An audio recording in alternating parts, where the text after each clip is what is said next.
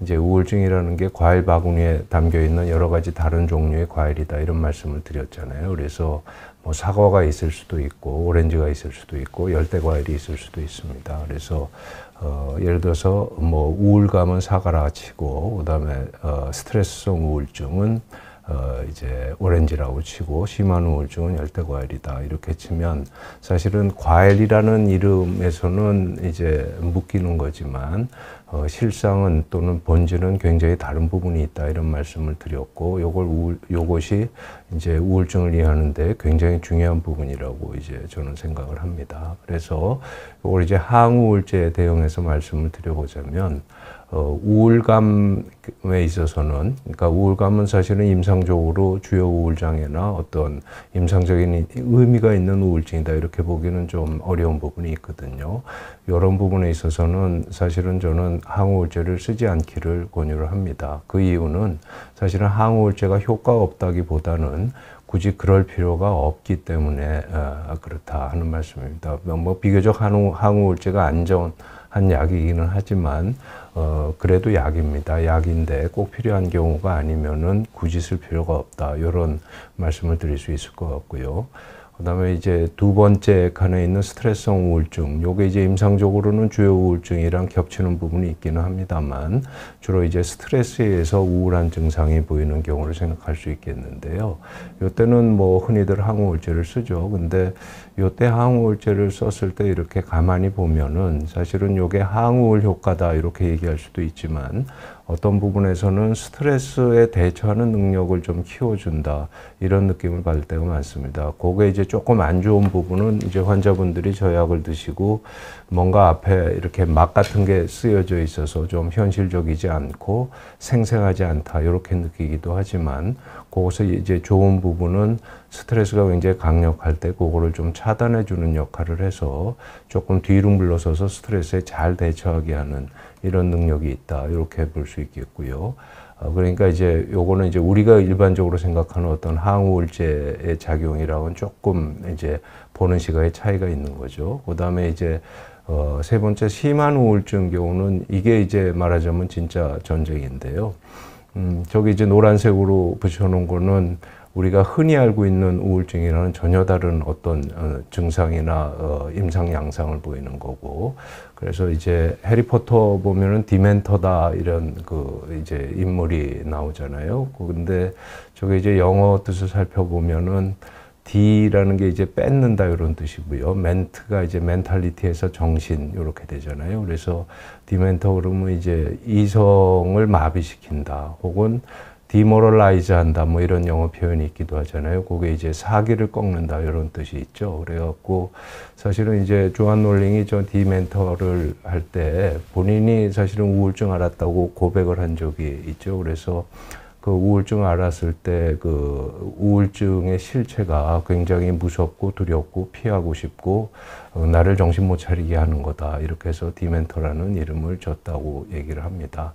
근데 사실은 저게 이제 어려운 부분이 뭐냐면 저 우울증이 예를 들어서 전쟁 상황에 딱 마다친자 그러면은 상대를 무력화시키는 부분이 있습니다. 그래서 이성을 마비시키고 그다음에 자기가 우울증에 대해서 극복을 하겠다 이런 어떤 의지 같은 것도 이제 꺾는 역할을 하게 되죠. 그래서 사실은 열심히 우울증이랑 싸워야 되는데 오히려 못 싸우게 되는 이런 부분이 생기고요. 그래서 이제 그 논리의 연장선상에서 사실 심한 우울증 경우는 혼자서 극복할 수 있는 그런 성질일 거가 아니다는 말씀을 다시 한번 강조드리고요.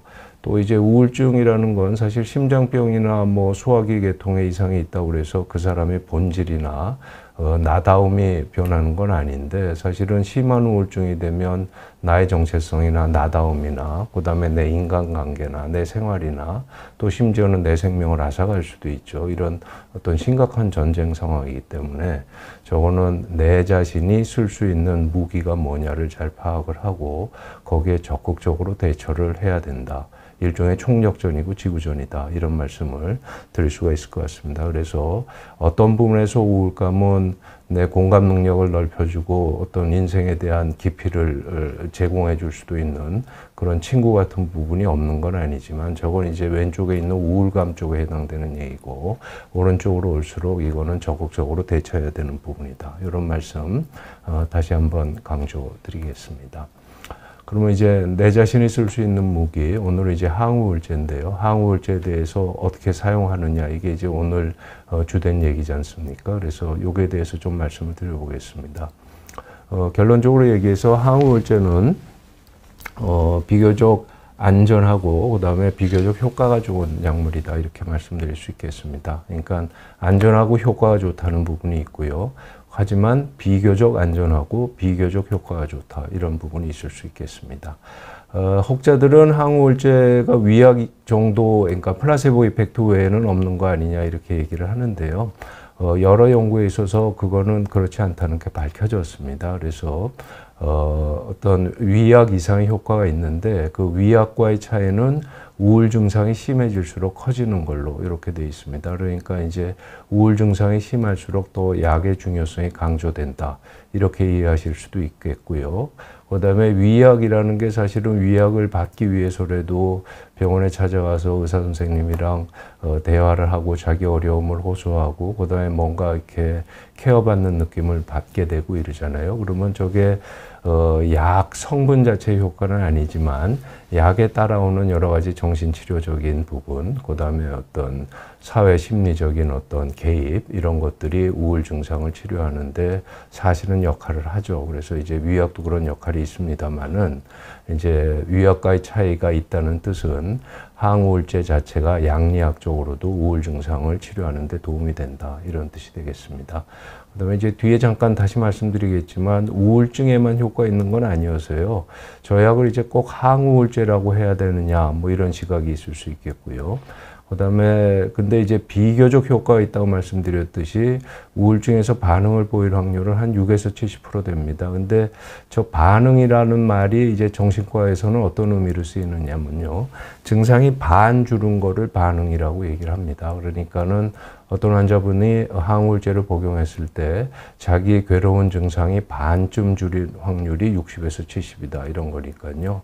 물이 반이나 남았다 이래서 긍정적으로 볼 수도 있고 물이 반밖에 안 남았다 이렇게 볼 수도 있으니까요. 저 반응은 조금 보는 시각에 따라서 차이가 있을 수 있습니다. 그래서 항우울제가 일반적으로 저런 정도의 이제 반응률을 보인다 이런 말씀이고요.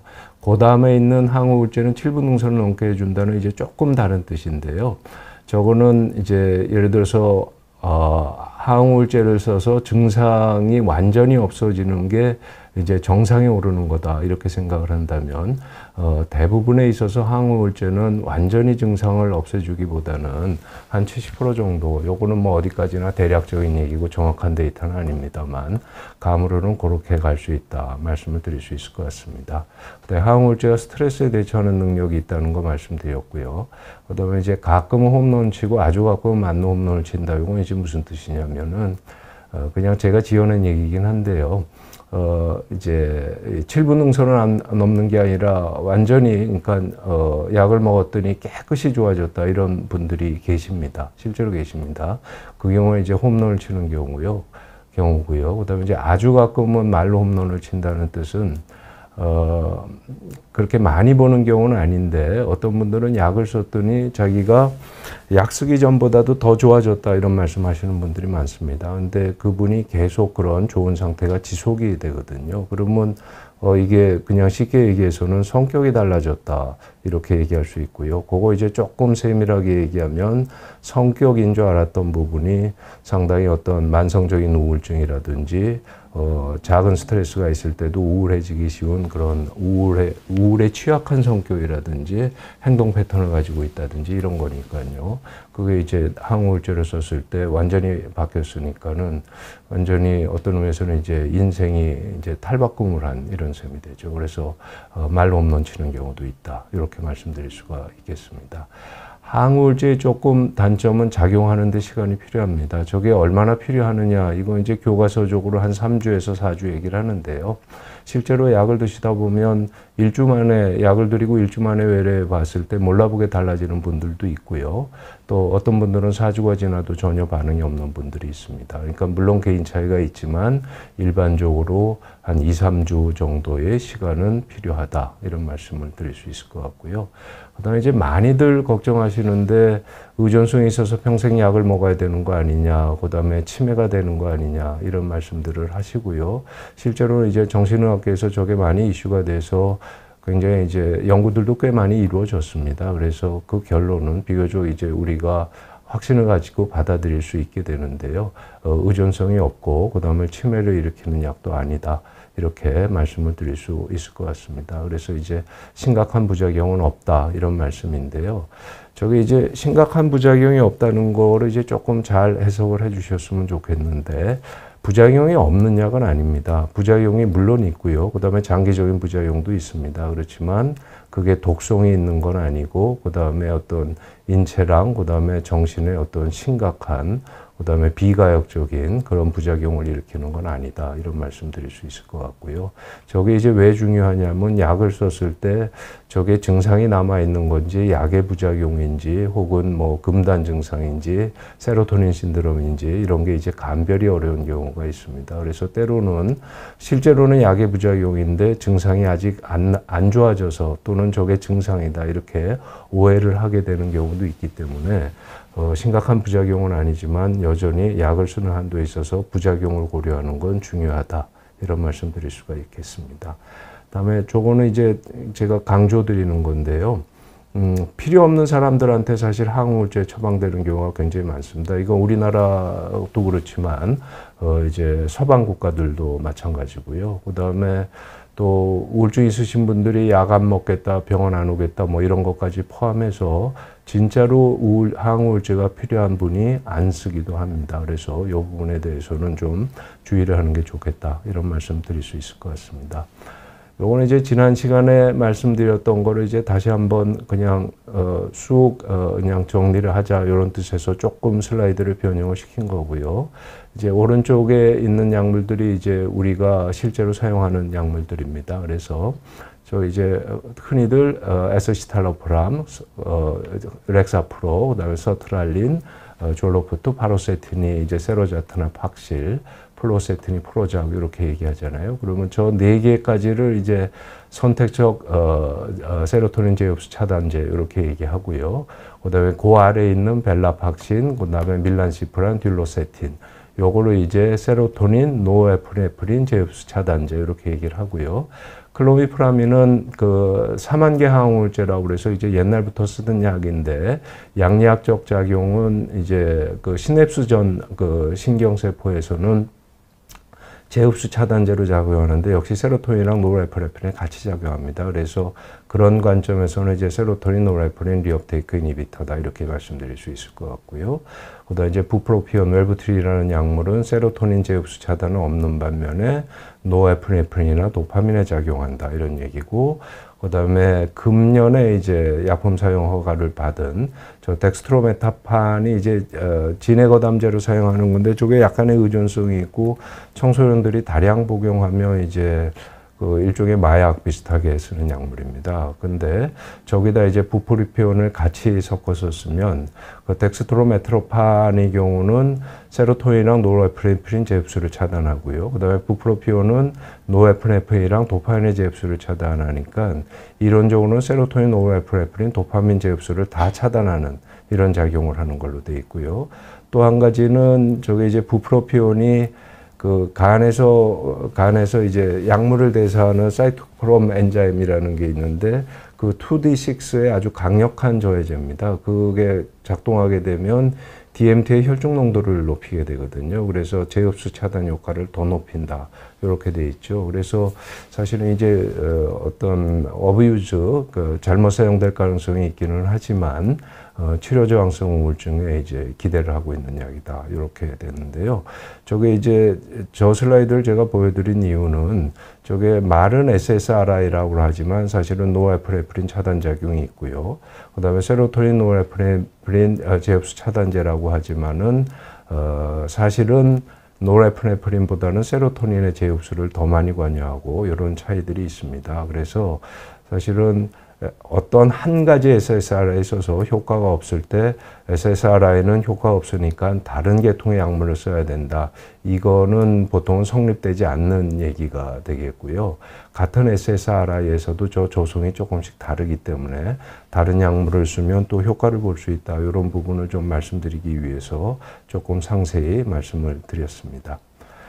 이제 티아넵틴이라는 약물은 세로토닌을 제흡수를 오히려 촉진해서 좀 작용 기전이 특이하다 이런 말씀을 드렸었고, 그다음에 이제 보티오세틴이라는 약물은 제흡수 차단을 안 하지만은 여러 가지 이제 세로토닌 신경 전달에 작용을 해갖고 항울 효과를 나타낼 뿐더러 이제 인지 기능에 효과가 있다 이렇게 해서 이제 최근에 발매된 약입니다. 이런 정도가 이제 흔히들 쓰는 약이 되겠는데 다 조금씩 작용 기전이 다르니까 이런저런 경우에 쓸 수 있겠다 이런 말씀 드릴 수 있겠고, 그다음에 이제 요즘 이슈가 되는 거는 대략 두 가지 항우울제를 충분한 기간 4주에서 6주 써도 반응이 없는 그런 우울증들이 있죠. 이거를 이제 어떻게 할 거냐, 이게 이제 굉장히 이슈가 되는데요. 그래서 최근에 이제 그 케타민을 그 코로 흡입하게 하는 그런 케타민 이상질체인 에스케타민이 발매가 되기도 했지만, 제가 제 임상적인 경험에서 말씀드리고 싶은 거는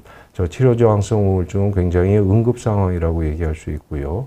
근데 이제 항우울제의 작용 기간이 좀 어느 정도 걸리기 때문에, 근데 당장 뭐가 어떻게 될 것 같기 때문에 입원도 해야 되고 당장 효과를 보여야 되는 부분이 있거든요.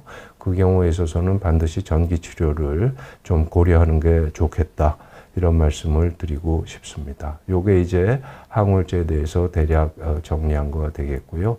아까 말씀드렸듯이 항우울제는 우울 증상뿐만 아니라 여기 이제 쭉 보시다시피 불안 증상이라든지 공황 증상, 강박 증상, 그다음에 식이장애, 외상후 스트레스 장애, 그다음에 저게 이제 신경성 통증이라고 적었지만은 신경성 통증 외에도 뭐 이제 편두통이라든지 기타 여러 통증에 다른 과 뭐 류마티스 내과라든지 신경과라든지 그다음에 뭐 재활의학과라든지 많이 이렇게 사용하고 있습니다. 그래서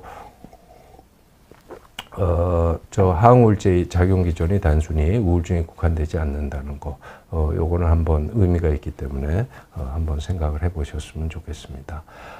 요거는 이제 제가 지난 시간에도 보여드렸던 슬라이드인데요. 제가 계속 강조드리고 싶은 거는 우울감이랑 우울증은 전혀 다른 겁니다. 그래서 저 OECD 데이터는 사실은 한국이 압도적으로 그 코로나 시기에 우울증이 많이 증가한 걸로 돼 있잖아요. 거의 40%에 이를 정도로 돼 있는데, 저 자세히 읽어보면은 우울증이 아니라 그냥 우울감이고요. 우울감은 우울증이라고 얘기하기는 사실은 어렵습니다. 그래서 저 우울증 환자한테 다 항우울제를 쓰면은 우리나라 환자들이 우울증도 많이 이제 벗어나게 되고 자살률도 감소할 수 있다, 이런 이제 캠페인을 벌이는 경우가 있는데, 이거는 과학적으로 전혀 근거가 없다는 말씀 드리고요. 그래서 보건복지부에서 2021년 이제 정신건강 실태조사를 한 보도 자료를 보면 2016년에 그 1년 유병률이 5년 후인 2021년 코로나 시기죠. 그때 유병률보다 오히려 유병률에서 오히려 0.2% 감소한 걸로 돼 있어서 결론적으로 우울 장애가 증가한 것은 아닌 걸로 추정이 됩니다. 그래서 어떤 우울감을 느낀다고 그래서 그게 우울증은 반드시는 아니고, 그다음에 항우울제를 반드시 써야 된다는 거 아닌 거를 한번 강조드리고 싶고요. 또 반대로 우울증이라고 확인이 되면, 그리고 그 우울증이 어느 정도 심하다고 생각이 되면 그때는 반드시 항우울제를 써야 된다, 이런 말씀을 드리고 싶습니다. 그래서 다시 한번 정리를 하자면은 우울증에서 항우울제의 역할은 그 중증 우울증에서 약물 치료 안 쓰는 거는 현대전의 말을 타가 전장에 나서는 것처럼 황당한 자기 파괴적 태도다. 이런 말씀하신 분이 있었고, 그 다음에 심각한 단계에서 심리치료 유용성은 사실상 제로에 가깝다 이런 얘기도 있을 수 있고요. 그 다음에 사회심리학적인 거라고 그래서 사회심리적 치료를 해야 되고, 어떤 우울증이 생물학적 원인이라고 해서 생물학적 치료해야 되는 건 아니다. 그러니까 그 원인이 설사 심리적이라고 해도 항우울제 쓸 수 있고요. 그 다음에 그 원인이 생물학적인 거라고 해도 뭐 인지행동 치료라든지 행동활성화 치료라든지 이런 정신치료라든지 이런 걸 할 수는 있지만, 결론적으로 우울증이 어느 정도 심한 단계에 도달하면 어떤 뇌의 변동을 수반하기 때문에 항우울제를 쓰는 게 거의 필수적이다 이런 말씀 드릴 수 있을 것 같고요. 그래서 뭐가 뭐 더 잘 듣냐, 어떤 치료를 해야 되느냐 이런 거에 대해서 좀 논란이 있을 수는 있겠지만, 우울증에 치료하는 거는 어차피 우울증이 총력전이고, 그 다음에 우울증의 원인이 굉장히 여러 가지 원인이 알 수 없는 기준으로 복합적으로 작용하는 거기 때문에 뭘 써야 된다 이러기보다는 다 보완적으로 써야 된다. 하지만 심한 경우에 있어서는 순서상 약물을 먼저 쓰고 어느 정도 개인이 저항성이 회복된 다음에 운동을 권유한다든지 보다 심층적인 정신치료를 한다든지 또 인지적인 행동주의적인 접근을 한다든지 이런 게 필요하겠다. 이런 거를 이제 말씀드릴 수 있을 것 같겠습니다. 그래서 항우울제 사용 일반적인 원칙들에 대해서 그냥 제가 한번 정리를 해봤습니다. 쭉 한번 그냥 읽어보시면 다 이해하시고 정리가 되실 수 있을 것 같은데요. 일단은 진단이 우울증인지 또 우울증이라고 해도 항우울제를 필요하는 우울증인지 확인을 할 필요가 있겠고요. 그 다음에 특히 우리나라 경우에 있어서는 쓸 수 있는 항우울제가 매우 많습니다. 전 세계적으로 쓰이는 약물들이 거의 다 들어와 있고요. 그 다음에 이제 의료 체계의 문제인데, 이제 영국이나 캐나다 같은 경우는 이제 이제 자기가 원하는 병원을 찾아가지 못하는 걸로 돼 있지 않습니까? 그래서 1차 의료의가 일단 모든 환자를 본 다음에 좀 더 위중하다고 생각해서 종합병원이라든지 대학병원으로 보내는 시스템으로 이렇게 구축이 돼 있고요. 그 다음에 의료비 지급 방식이 인두제라고 그래서 약물을 쓰면 약물을 쓴 만큼 약제비를 보험해서 이제 지불하는 시스템이 아니라, 뭐 우울증 환자면 한 달에 얼마를 준다 그러면 그 안에서 해결을 하도록 되어 있습니다. 그러면 자연스럽게 항우울제 중에서 뭐 신약이라든지 비싼 약이라든지 이런 거 이제 못 쓰게 되는 일이 생기게 되죠. 그래서 제가 들은 바로는 영국이나 캐나다, 특히 캐나다 같은 경우가 항우울제가 너무 많이 쓴다 이런 것 때문에 굉장히 사회적인 이슈가 되고 있고요. 또 이제 정신과 의사들이 비교적 환자분한테 맞는 약을 써도 다시 1차 진료의한테 가면은 그게 인두제 시스템이기 때문에 보다 그냥 싼 약으로 바꿔갖고 약에 대한 효과가 연속성이 없어지는 이런 부분이 있습니다. 그래서 이건 우리나라 의료보험제도의 상당히 큰 장점이거든요. 그래서 어떤 항우울제 반응이 없다고 그래서 실망하거나 치료를 중단하지 않기를 바라고요. 당연한 얘기지만 특히 정신과 약물의 경우는 약을 자꾸 빼먹거나 그 다음에 임의로 끊으면은 증상 재발하는 경우가 굉장히 많고요. 꾸준히 복용하는 게 필요합니다. 그다음에 아까 반응이라는 거는 이제 50% 증상이 줄어드는 걸 이제 반응이라고 말씀드렸잖아요. 근데 관해랑은 조금 얘기가 다릅니다. 그래서 관해는 일반적으로는 증상이 완전히 없어지는 거. 근데 완전히 없어지는 게 뭐냐? 요게 이제 조금 어렵긴 하죠. 근데 반응을 보인 다음에 그 다음에 이제 관해까지 도달한다. 이렇게 얘기를 합니다. 그래서 관해까지는 반응을 보일 때보다 더 시간이 걸리기 때문에 약을 더 써야 된다. 이런 말씀이 되겠고요. 그 다음에 재발을 막기 위해서는 관해가 된 다음에도 약을 더 써야 됩니다. 그래서 굉장히 뭐 사실은 부담이 되고 힘든 일일 수 있는데 사실은 우울증이라는 게 치료가 잘 되지만 역시 재발의 우려가 높은 병이기 때문에 이거는 이렇게 하는 게 맞습니다. 그 다음에 우울증이 굉장히 흔한 병이고, 그 다음에 누구나 우울한 경험을 한 적이 있기 때문에 우울감 형태로요. 어떤 과학적이지 않은 조언이 굉장히 난무하는 경향이 있죠. 그래서 이제 대표적인 게 약 먹으면 치매된다, 의존성이 있다, 이런 얘기가 있고, 그 다음에 여러 가지 부정확한 그런 신경과학적 지식에 의해서 여러 얘기들이 있는데, 요거는 좀 현혹되지 않으셨으면 좋겠습니다. 그 다음에 또 하나 강조드릴 거는 항우울제가 우울증과 관련된 모든 문제들을 해결해 주지는 당연히 않습니다. 또 어떤 경우에 있어서는 항우울제에 반응하지 않는 우울증도 있습니다. 그렇다고 해결 방법이 없는 건 아니고요. 아까 말씀드렸듯이 여러 가지 치료 방법이 있기 때문에요. 다른 방법까지 다 동원할 수 있는데 어쨌든 사실은 이렇다는 부분을 꼭 상기해 주셨으면 좋겠고요. 그다음에 증상이 매우 심할 때는 항우울제에 의존만 하지 마시고 바로 병원 방문하고 더 급하면 응급실 방문하고 입원 등을 고려하시고요.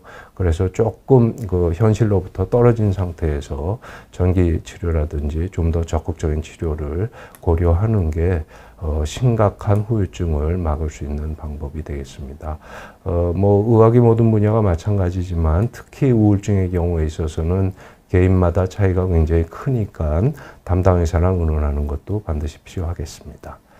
그다음에 몇 가지 수치에 대해서 그냥 조금 참고 삼아 상식적으로 알고 계시면 도움이 될 것 같은 부분에 대해서 몇 가지만 좀 말씀드려 보도록 하겠습니다. 일단 공식적으로는 항우울제 간의 차이가 없는 걸로 되어 있지만은 실제로 써보면 차이가 있습니다. 그래서 어떤 약물을 선택할 거냐 하는 부분이 꽤 중요한 부분이 되겠고요. 그다음에 몇 개의 항우울제는 그렇지 않지만 대부분의 항우울제들, 요즘 쓰는 항우울제들은 처음 쓰는 용량이 계속되는 치료 용량인 경우가 많습니다. 저 얘기 뜻은 뭐냐면 그 약을 썼을 때 반응이 없다고 그래서 이제 약을 올리는 경우들이 있는데요. 실제로는 약을 올리면은 효과는 그다지 없으면서 부작용만 커지는 경우가 많기 때문에 1차적인 전략은 이제 증량하는 것보다는 일정 기간 빠짐없이 쓰도록 하기를 이제 권유드립니다. 그 다음에 반응할 때 시간이 걸린다고 말씀드렸죠. 그런데 저 반응의 정도는 없다가 있는 건 아니고요. 점진적이 되겠습니다. 그래서 사실은 항우울제 써서 며칠만 해도 뭐 굉장히 불안하다든지 심한 우울이라든지 이런 거는 확실히 효과를 보는 경우들이 있습니다. 그래서 반응의 정도가 점진적일 수 있다. 이런 부분 이제 꼭 알고 계시면 좋을 것 같고요. 그래서 대략 보면은 이 약이 나한테 들을까 안 들을 건가 요거는 대략 4주에서 6주 정도 보고요.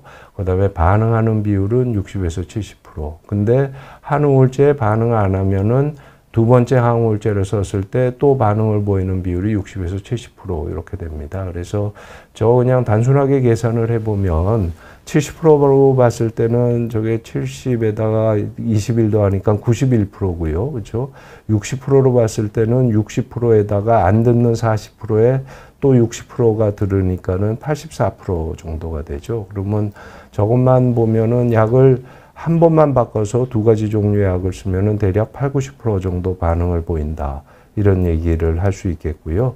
아까도 뭐 이제 그림으로 설명드렸지만 SSRI에 반응이 없다고 해서 다른 SSRI를 안 써야 된다 이런 얘기는 아니고요.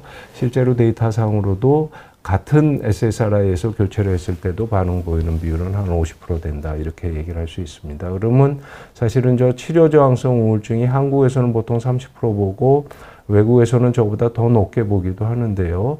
저거는 근데 치료 저항성 우울증이라는 거는 충분한 기간 두 가지 약물을 썼을 때 반응이 없는 걸 치료 저항성 우울증이라고 그러잖아요. 그러면 저 우울증은 두 번의 약을 써도 90% 내지 80%의 반응 비율을 보이지 않는 거니까 뭔가 기존의 항우울제에는 듣지 않는 다른 형태의 우울증일 가능성이 많다 이런 얘기가 되겠고 그런 맥락에서 뭐 전기치료라든지 에스케타민이라든지 또 뭐 한정적으로는 마약의 일부를 매우 제한적으로 쓰자 이런 얘기가 이제 요즘 등장하고 있는 것이다 이런 말씀드릴 수 있을 것 같고요. 그 다음에 증상이 없어지는 게 아까 관이라고 말씀드렸잖아요. 그리고 나서 얼마나 지속해서 복용해야 되느냐 하는 거는 이거는 정말 케이스 바이 케이스입니다. 근데 교과서적으로는 6개월에서 12개월 정도를 써야 된다. 이런 얘기니까 약물을 쓰기 시작해서 토탈로 이제 드는 기간은 대략 뭐 한 1년 반, 1년에서 한 1년 반 정도가 된다. 이런 말씀 드리니까 사실은 짧은 기간은 아니죠. 하지만 좋은 부분은 치료하면 좋아지고 그 다음에 나다움을 되찾고 일상생활을 되찾는 거니까요. 사실은 치료에서 들을 수 있다는 거는 굉장히 희망적인 부분이다. 이런 말씀 드릴 수 있을 것 같습니다. 그 다음에 이제 조금 주의해야 될 사항을 몇 가지만 좀 말씀을 드려 보겠습니다. 반복되는 얘기지만 약물 반응은 기다릴 형편이 되지 않을 때는 바로 전기치료라든지 적극적인 치료 방법을 고려하기를 강력하게 권유드립니다. 생명을 구할 수 있습니다. 그 다음에 항우울제에 대한 반응이 부족하면은 우리가 이제 흔히들 치료저항성 우울증 이렇게 얘기를 하는데요. 요거는 그러기에 앞서서 우울증이라는 진단이 맞는지에 대해서 좀 재검토를 해볼 필요가 있습니다. 조금 어려운 얘기일 수도 있는데요. 일단 쉽게 생각하면은 여러 가지 신체 질환이 우울증처럼 보이는 경우가 있습니다. 그래서 어떤 신체 질환이 있는 거 아니냐, 요거를 매번 검토를 해야 되고요. 그 다음에 그거 외에도 감별 진단을 해야 될 매우 조심해야 될 임상적인 상황이 있는데 요건 조금 이따 슬라이드에 보여드리겠고요. 그 다음에 저 실존적 우울이라는 게 그렇게 이제 뭐 정신과에서 많이 쓰는 용어는 아닌데요. 저는 저게 틀림없이 있다고 생각합니다. 뭐 예를 들어서 이런 겁니다. 굉장히 자기가 평생을 이제 바쳐갖고 뭐 어떤 사람을 이렇게 뭐 사상적으로나 인간적으로 존경을 했다든지 혹은 후배였다든지 이런 사람이 인간적으로 배신을 했다라든지 어떤 이념이나 철학을 자기가 삶의 지표로 삼고 살아왔는데 그게 잘못됐다는 걸 깨달았든지 뭐 이런 좀 거창한 것부터 뭔가 우리가 삶에서 어떤 심하게 좌절하거나 어떤 존재에 대해서 뭐 어떤 재검토라고 할까요? 이런 거를 느끼는 경우들이 있죠. 이런 거 이제 총칭해서 실존적인 우울이라고 한다면 이 경우는 사실은 아까 말씀드렸듯이 심리적인 원인에 의한 우울증도 항우울제에 반응하기는 하지만 이제 전반적으로 보면 잘 반응하지 않는 것 같습니다. 그래서 저 경우에 있어서는 실존적인 의미, 그렇죠? 그 다음에 본질 이런 거를 뭐 조금 무거운 얘기는 합니다만 찾아야 된다 이런 말씀을 드릴 수 있을 것 같고요. 사실은 저게 뭐 무거운 얘기도 아닌 게 우리가 살아가면서 저런 과정을 끊임없이 겪고 있는 거죠. 그리고 저런 실존적인 우울을 통해서 어떤 새로운 어떤 관점이나 통찰을 가지게 되면 오히려 더 정신적으로 강력하고 건강해질 수도 있다. 이런 말씀을 드려보고요.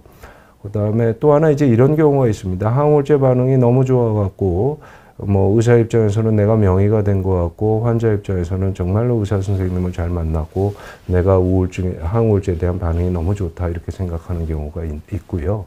또 특히 이제 세로토닌, 노르에프네프린, SNRI들이 그런데 쓰고 있으면 오히려 좀 불안이 더 심해지고 짜증스러워지고 이런 경우들이 있습니다. 그때는 진단을 좀 재검토해야 될 필요가 있습니다. 저게 이제 조울병이거나 조울병 유사한 상황일 가능성이 있기 때문에요.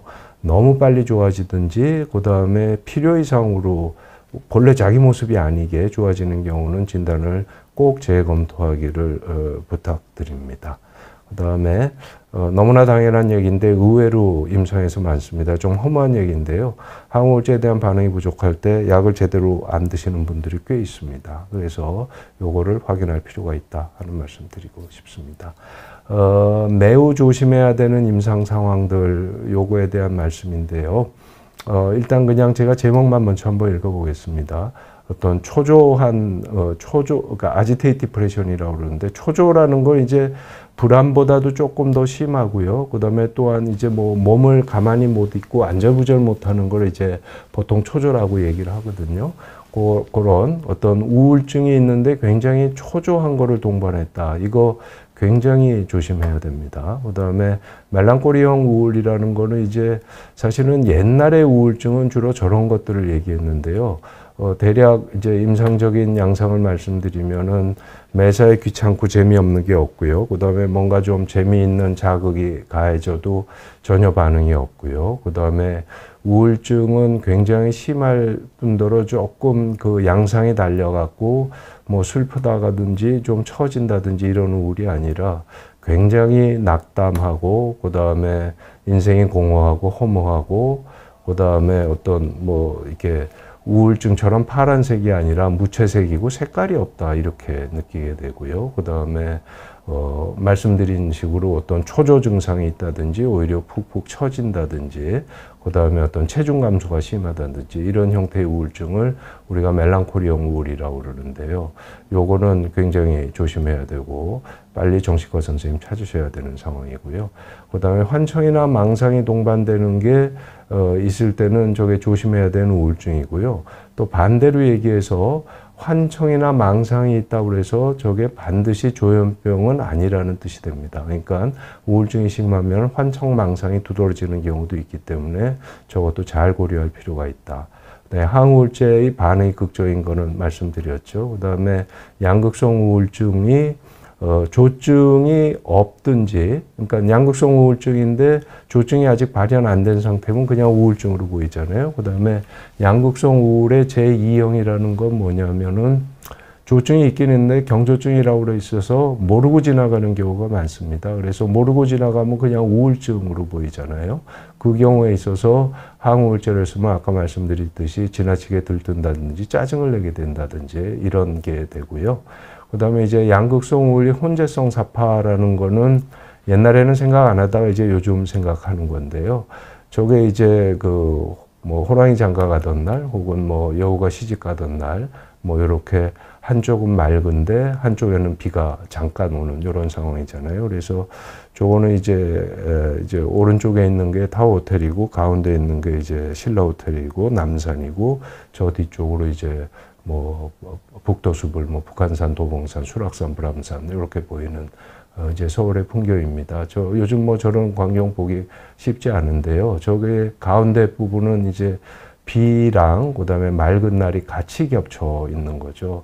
저게 과연 임상적으로 존재하는 상황일까? 옛날 사람들은 의심했었는데요. 요즘은 저게 뭐 틀림없이 있다고 생각을 합니다. 그래서 저거를 이제 혼재성 사파다 이렇게 얘기를 하는데요. 저걸 아주 이제 단순화시켜서 말씀드리면 저기 말씀드리는 이제 혼재성 사파, 그 다음에 8번의 감정 기복이 심한 경우, 그 다음에 1번의 초조성 우울, 초조하다는 거 이제 행동이 과잉하다는 뜻도 되니까 어떻게 보면 이제 에너지가 올라가고 조증 비슷한 거다 이렇게 볼 수 있잖아요. 그래서 이제 초조성 우울 이런 것들은 다 저기 가운데 부분 비랑 그 다음에 햇빛이 같이 비치는 상태다 이렇게 얘기할 수 있는데 저건 이제 감정 기복이 심하니까 환자분들 입장에서도 굉장히 어렵고요. 그 다음에 의사들 입장에서도 굉장히 헷갈리고 또 치료가 일반적으로 쉽지는 않고 또 다른 약물들을 빌려서 와야 되는 경우들이 있습니다. 그래서 조심을 해야 된다 이런 말씀이고 그 다음에 뭐 자살 관련해서 중요하다는 거 이제 뭐 너무나 잘 알고 계시는 거고 그 다음에 어떻게 보면 멜랑콜리형 우울 같은데 반드시 일치하지 않는 게 이제 나는 전혀 기분은 우울하지 않은데 무기력하고 의욕이 저하돼 있고 잠만 자고 싶고 이렇다고 말씀하는 분들이 의외로 꽤 많습니다. 이런 경우에 있어서는 많이 조심을 해야 된다 이런 말씀 드릴 수 있겠습니다. 그다음에 요거는 사실은 좀 쉽지 않은 얘기인데요. 예를 들어서 이런 증상이 있다고 칩시다. 메시꺼움, 어지러움, 두통, 불안, 초조, 불면, 우울, 두통, 자살 사고 이런 게 있으면 사실은 저게 우울증에서 있을 수 있는 증상이고 그러니까 뭐 SSRI라든지 SNRI를 써서 치료를 해야 되는 증상이 되잖아요. 근데 사실은 저 증상들이 저런 항우울제를 썼을 때 나타나는 부작용이기도 합니다. 또한 저 약을 이제 되게 이제 저런 항우울제들은 금단 증상이 심하지 않은데요. 몇 가지 약물을 제외하고는 어쨌든 끊으면 일시적으로 금단 증상이 있을 수 있거든요. 그래서 저게 또 금단 증상이랑 일치를 하고요. 근데 저게 뭐랑 헷갈리냐면 금단 증상일 수도 있지만 사실은 항우울제를 끊었기 때문에 원래 있던 우울증의 증상이 다시 생기는 걸 수도 있잖아요. 그러니까 이제 그게 감별이 어려운 경우들이 있게 됩니다. 그래서 저거는 사실은 이제 그 의사랑 같이 작업을 하면서 감별을 해야 되고, 또 의사 입장에서도 한 번에 알 수 있는 부분이 아닌데 사실은 임상적으로 꽤 중요한 부분입니다. 그래서 저거를 감별하는 작업도 항우울제를 사용하는 데 있어서 꽤 중요성을 가진다, 이런 말씀을 드릴 수 있을 수 있겠고, 항우울제는 아까 말씀드렸듯이 대체로 부작용은 없지만은 장기적으로 정서가 둔마된다든지 의욕이 결여된다든지 성기능이 저하된다든지 약에 따라서 조금씩 다르긴 합니다만 그런 증상이 있습니다. 세로토닌 신드롬이라는 거는 이제 보통 안 생기기는 하는데요. 조금 어떤 뭐 마오 이니비터라든지 혹은 TCA, 그러니까 사망계 항우울제를 아주 많이 썼다든지 리튬을 많이 썼다든지 이러면은 저게 이제 세로토닌이 잘 이제 클리어링이 안 돼 갖고 세로토닌이 일시적으로 과도하게 올라가는 증상을 이제 세로토닌 신드롬 이렇게 얘기하는데요. 저거는 뭐 설사, 감정 기복, 안전 부절뿐만 아니라 저게 아주 급격하게 올라가면 선망도 일으키고 사망을 하게 되는 경우도 있습니다. 극히 드물지만 저런 부분이 있을 수 있다는 말씀은 드리도록 하겠습니다. 그래서 뭐 대략 오늘 정리를 해봤고요. 다시 한번 이제 뭐 강조드리면 우울증은 과일 바구니이기 때문에 각각 따로 구분해서 생각하는 게 필요하다, 이런 말씀 드렸고요.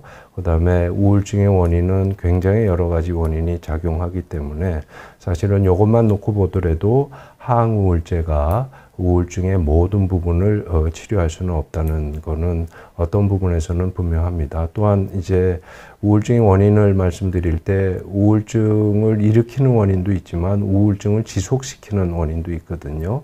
우울증을 지속시키는 원인은 오히려 어느 정도 우울증이 좋아진다면은 생활 습관을 고친다든지 열심히 운동을 포함해서 좀 몸의 활동을 높인다든지, 그 다음에 여러 가지 정신치료적이거나 사회심리적인 접근들이 필요하다. 이거는 그 다음에 이제 개인적인 차이도 보이는 게 우울증에 대한 개인적인 차이가 있고 약물에 대한 반응도 개인적인 차이가 있는 게 사실은 우울증의 원인 또는 위험 요인이 매우 많고 그 상호작용이 복합적이기 때문에 사실은 저거는 저런 관점에서 보면 너무나 당연한 거다, 이런 말씀을 드릴 수가 있을 것 같습니다. 그래서 뭐 오늘까지 해서 우울증에 대해서 뭐 진단, 원인, 그 다음에 생물학적인 그런 어떤 모노아민의 가설과 입각된 여러 가지 그 생물학적인 파인딩들, 그 다음에 항우울제에 대해서 대략적으로 말씀을 드렸습니다. 관심 있으신 분들이 조금 더 우울증에 대해서 이해하셨기를 바라고, 또 지금 본인이나 가족분들이 치료받는 분이 있다면은 의사 선생님들이랑 의논하는 데 있어서 조금 이제 서로 의사소통하는 데 있어서 도움이 되실 거를 기대하면서 이제 오늘 강의는 마치고요.